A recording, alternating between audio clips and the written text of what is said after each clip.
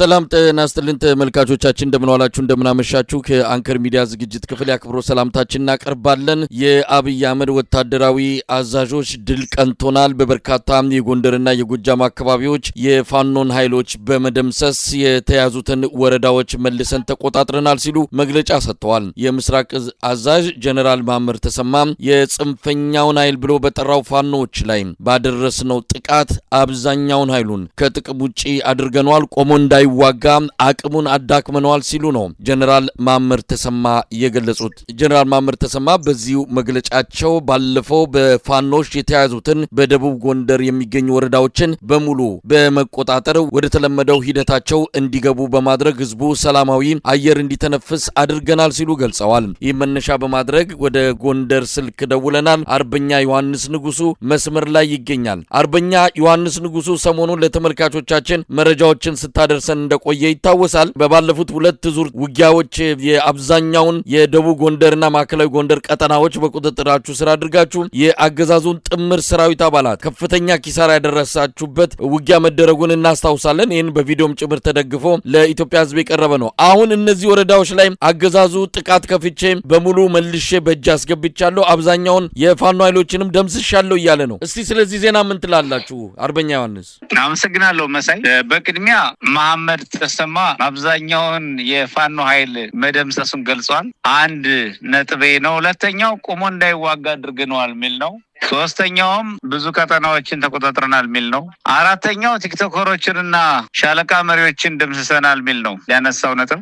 ማመር ተሰማ የቀድሞ መርኮኛ የአሁኑ ከበርቴ ጄኔራል ነው። ይህ ጄኔራል የሀገሪቱ ከፍተኛ ማዕረግ ያለውና ከፍተኛ ኃይል እንዲመራ እዝ አዛዥ የሆነ ይሁን እንጂ በሀገሪቱ መዋቅር ደረጃ ምንም እንኳ ሀገሪቱን የሚወክል መዋቅር ባይኖርም ማመር ተሰማ እየሰራ ያለው ፕሮፓጋንዳ የተራ አክቲቪስት ቅጥረኛ አክቲቪስት ፕሮፓጋንዳ ደረጃን ወክሎ እየሰራ ነው። ይህ የሆነው ደግሞ የኛ ኃይል አገዛዙ ላይ ባደረሰበት መጠነ ሰፊ ጥቃት መሽመድመዱን ተከትሎ ለስነ ልቦና ግንባታ ሲባል ጄኔራሉን ወደ ተራ አክቲቪስትነት እንዲቀየር አድርገነዋል።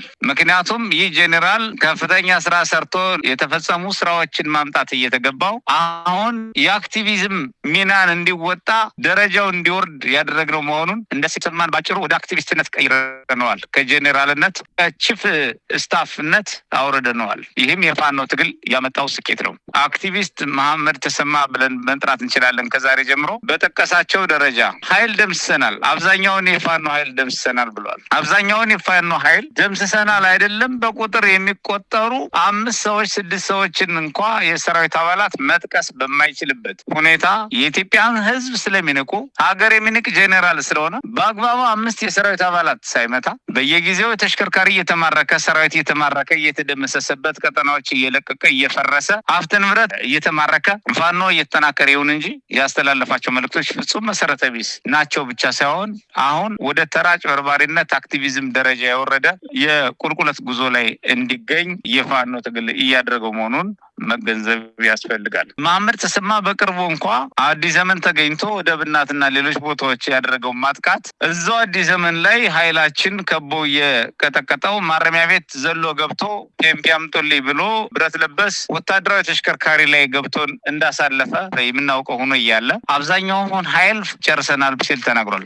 አብዛኛውን የፋኖን ኃይል ደምስሰናል የሚለው ቋንቋ በመቶ ሺዎች የሚቆጠሩ ፋኖችን በማመር ተሰማና በብልጽግና የውሸት ቋንቋ በ3 ቀን ውስጥ ደምስሰናል ማለት ነው። ሌላኛው አነጋገር ይህ ከህዝብ ንቀት የሚመነጭ ቋንቋ መሆኑን በመረዳት ሁሉም ወገን መልሶ መጠየቅ ያለበት ብቻ ሳይሆን ከዚህ በኋላ ጄኔራል ሆኖ እንደማይቀጥል አክቲቪስት ሆኖ እንደሚቀጥል መገንዘብ ይችላል ማለት ነው የምችለው። አመሰግናለሁ። እንግዲህ ዮሐንስ አሁን ባለፉት 3 ቀናት ውጊያዎች እንዳሉ ሰማለን። እነሱም በድሮን የታገዘ በጦር ጀት ጭምር የተደገፈ ውጊያ ያደረጉ እንዳለ የተነጠቋቸውን ወረዳዎች ለመያዝ እንደዚሁ ኃይላቸውን አሰባስበው መምጣታቸውን እናንተም ገልጻቸዋል። እንግዲህ የእነዚህን ውጊያዎች ውጤት በገለጸበት መግለጫው ነው አንድም አላስተረፍናቸውም፣ ቆመው እንዳይዋጉ አድርገናል የሚል የሚል መግለጫ ጀነራል መሐመድ ተሰማ ለደጋፊዎቻቸው ይህንን ዜና ነው የገለጹት። አሁን በሚባል ደረጃ ወረዳዎቹ መልሰው ይዘው እንደሚሉትም የብልጽግና መዋቅር ከእንደገና ተክለው ስራ ያስጀመሩበት ምንም አይነት ሁኔታ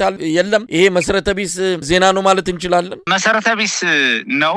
የመጀመሪያው መዋቅር የሚባል የለውም፣ አልዘረጋም፣ ሊዘረጋም አይችልም፣ ህዝብም አይፈልገውም። ቀደም ብሎም እንዲበተን ተደርጓል። በአንጻሩ ያለው መዋቅር የፋኖ መዋቅር ነው፣ ህዝባዊ መዋቅር ነው። በህዝቡ ፍላጎት የተደራጁ መዋቅሮች፣ የጸጥታ ያስተዳደር መዋቅሮች ናቸው የሚገኙት። ነገር ግን ወታደራዊ እንቅስቃሴን በተመለከተ ወታደራዊ እንቅስቃሴ በእኛ ቀጠና እነሱ ሊመጡ ይችላሉ፣ ወታደራዊ ስልት ጋር የተያያዙ ጉዳዮች ስለሆኑ እኛም ደግሞ ቀደም ብለን ይዘናቸው ባልነበሩ ወረዳዎች ውስጥ እየተገኘን ደግሞ ስራዎችን እየሰራን ነው። ይሄ ከወታደራዊ ቴክኒክና ታክቲክ አፈጻጸም ጋር የሚያያዝ ጉዳይ ነው። በአንዳንድ ቦታዎች የሆኑ ኮረብታዎች ላይ ስለሰፈሩ አገሩ እንዳስተዳድሩ እያደረጉ አብይ አህመድንም ቡድኑንም ለማስደሰት ወይም ደግሞ ለማሳሳት የሐሰት ሪፖርት እያቀረቡ እንደሆነ እናውቃለን። ነገር ግን እነሱ በድሮንም ሆነ በእግረኛ የደረሱባቸው መሬቶች ቢኖሩ እንጂ አስተዳደር የሚባል ግን የላቸው። ከዛ ውጭ አሁንም አብዛኛውን በተለይም የጎንደር ቀጠናውን አብዛኛውን ከ80%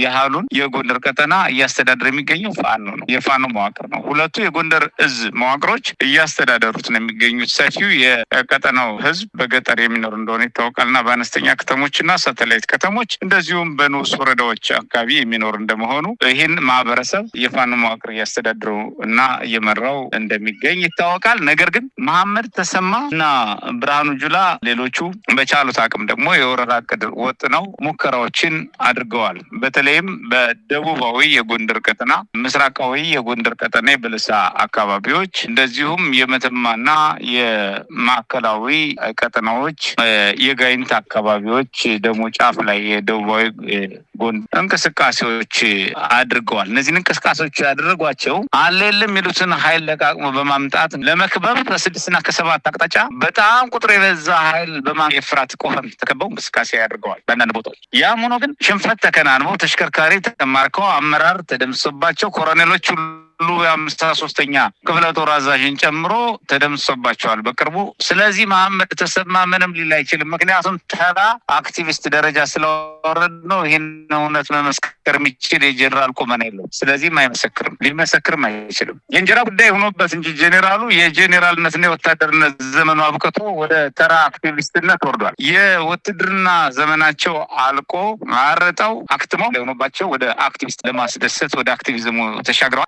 ወታደር ሆኖ ግን የሚመራላቸው ጄኔራል የተኩ ስለመሆናቸው ስላለመሆናቸው ደግሞ የሚታወቅ ነው። እየተሸነፈ ያለ እየፈረሰ የተመረከ ያለ ሰራዊት እንደመሆኑ ህዝባዊ ቅቡልነት የሌለው ሰራዊት እንደመሆኑ መጠን ደረጃ ላይ ስለደረሱ የተወሰኑ ወራትም ሆኑ ቀናት በአክቲቪስትነት ለማሳለፍ ወስነዋል ጄኔራሎቹ የአብይ አህመድ ማለት ይቻላል። አርበኛ ዮሐንስ እንደው በመጨረሻ አሁን በቀጠና ያለው አጠቃላይ ሁኔታ ምን ይመስላል? ምርጫ አካሄዳለሁ ብሎም በዚህ በአማራ ክልል ሳይቀር እንቅስቃሴ ውስጥ እንዳለ ይታወቃልና እንደው ከዚሁ ጋር ተያይዞ ወቅታዊ የእናንተ ቀጠና ሁኔታ ምን ይመስላል? ምርጫ ያካሄደበት ሁኔታ አለ? አጠቃላይ ሁኔታው አለ የሚለውን ኃይል አሰልፏል ለግጭት፣ አለ የሚለውን ኃይል መልሷል ወደ ግጭት፣ ወደ ወረራ። ነገር ግን እየተመከተ ነው የሚገኘው፣ እየተመታ እየተማረከ ነው የሚገኘው። በአንዳንድ ቦታዎች ደግሞ ወታደራዊ የሆኑ እቅዶችን ማስተግበር በምንችልበት ጠላት የት ቦታ ይመታል፣ የት ቦታ ይፈቀድለታል፣ የት ቦታ ሳንፈቀድለትም የሚሉ አዋጭ ወታደራዊ ስትራቴጂና ስልቶችን ተከትሎ እንዲገባ የተፈቀደላቸው ቦታዎች አሉ። ግን እንዲገባ ተፈቀደለት ማለት እንዲቆይም ሆነ እንዲወጣ ተፈቀደለት ማለት ያልሆነባቸው ቦታዎች አሉ። በእነሱ ወታደራዊ ምስጢሮች ላይ ዝርዝር ነጥቦችን ማንሳት አልፈልግም። ወታደራዊ ምስጢሮች ከመሆናቸው አንጻር ተጠብቀው እንዲቆዩ ይደረጋል። መሆን ያለበት ነገር ግን ይደረጋል። የገቡባቸው ቀጠናዎች መቀበሪያቸው እንደሚሆን ግን በእርግጠኝነት መናገር ይቻላል። መማረኪያቸው መዋረጃቸው እንደከዚህ ቀደሙ እንዳሁኑም አሁንም እየተደረገ እንዳለው እንደሚሆን መናገር ይቻላል። ምርጫን በተመለከተ አብይ አህመድ ስለ ምርጫ፣ ስለ ዲሞክራሲ፣ ስለ ተሳትፎ፣ ስለ ህዝብ መብቶች የማውራትና የማስፈጸም አቅም ያለው ቡድን አይደለም። ቀደም ብሎም የህዝብ መብትን በመግፋት የህዝብ ፍላጎትን ወደ ጎን በመግፋት ህዝብን ባለማዳመጥ ህዝብን በመበደል የተሰማራ አካል የህዝብ መብትን ለማክበር መስሎ የጨረባ ምርጫ እንዲያደርግ የአማራ ህዝብ አይፈቅድልንም። የጨረባ ምርጫ የመጨረሪያ ምርጫ እንደሆነ ይታወቃል። ስለሆነም የእውነት መስዋዕትነት እየከፈለ ያለ ማህበረሰብና ህዝብ የውሸት ምርጫዎች ውስጥ አይሳተፍም። እንዲሳተፍ አስቻይ ሁኔታዎች ስለሌሉ እንጂ በዘላቂነት በምርጫና በይሁንታ መንግስት ቢቋቋም ቢፈጠር ከሳይንስ አንጻር ከመርህ አንጻር ክፉ ሆኖ አይደለም። ነገር ግን ከሳይንስ አንጻርና ከመርህ አንጻር አብይ አህመድና ቡድኑ ዝግጁ ስላልሆኑ ተፈጻሚ ሊሆን የማይችል ነው ማለት ነው። ይህ ማለት ምንድነው? አገዛዙ በወንጀል የሚፈለግ እንጂ በምርጫ የሚሳተፍ አይደለም። በወንጀል የሚፈለግ በወንጀል የሚጠየቅ የጦር ወንጀል የፈጸመ ኃይል በመሆኑ በምርጫ ውስጥ የምንመርጠውም አይደለም፣ የሚያስመርጥ እና የሚያስፈጽም ቅቡልነት ያለውም አይደለም። ሀሳብም ለኢትዮጵያውያን አላቀረበም። አብይ አህመድ ሀሳብ ሳይሆን ያቀረበው ታንክ ነው ያቀረበው። አብይ አህመድ ድሮንና ታንክ እንጂ ሀሳብ አላቀረበም። ስለ ምርጫ ማውራት የሚችልበት ሞራላዊ ልዕልና የለውም። በጣም ነው የማመሰግነው አርበኛ ዮሐንስ ንጉሱ። እንግዲህ በወቅታዊ ጉዳይ ላይ በተለይም የጀነራል ማመር ተሰማና የሌሎች ወታደራዊ አመራሮችን መግለጫ መነሻ አድርገን ያደረግነው ቆይታ ነው። እግዚአብሔር ይስጥልኝ። መልካም ቀን። እግዚአብሔር ይስጥልን መሳይ። መልካም ጊዜ።